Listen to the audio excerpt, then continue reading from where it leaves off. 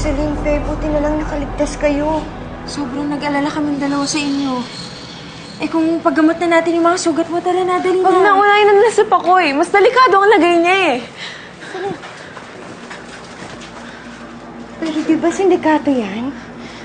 Opo, Manang Gloria, pero mabait po siya. Siya po yung nagligtas sa amin ni Faye. Siya lang talaga nagligtas sa'yo. So walang silbing mga ginawa namin ng pulis.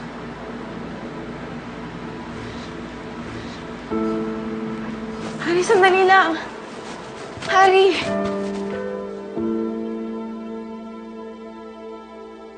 Harry, sandali lang. Harry, kailangan ko magpasalamat. At dumating kayo ng mga pulis. At Harry, hindi naman kita sinisisi na binaril mo si Pakoy eh. Naintindihan ko kung bakit mo ginawa yon. Pero Harry, mabait si Pakoy eh. Pakoy? Pakoy? Pakoy? Puro na lang pakoy? Celine, alam ko niligtas ka niya. Pero kung mabait talaga siya, bakit siya miyembro ng sindikato? Kung may malasakit siya sa inyo, bakit niya kayo kukunin? Eh di sana hindi nangyari to sa'yo lahat. Kung meron man taong sobrang nagmamalasakit sa'yo, ako yun, Celine. Ako yun! Ako! Harry, alam ko naman yun eh.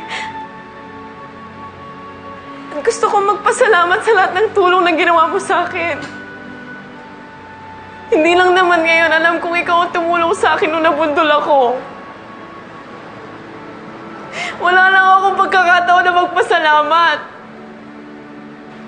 Hindi ko nga akalain na gagawin mo yan para sa akin sa kabila ng galit mo sa daddy ko eh. Sorry. Sorry sa nag-reaction. Hindi ko lang maintindihan. Bakit sobra-sobra atensyon yung binibigay mo kay Pakoy? Na parang sobrang halaga niya para sa'yo. Harry, mahalaga siya pero hindi mo kailangan ikaselos. Selos? Hindi ako nagsiselos yun. Sige na.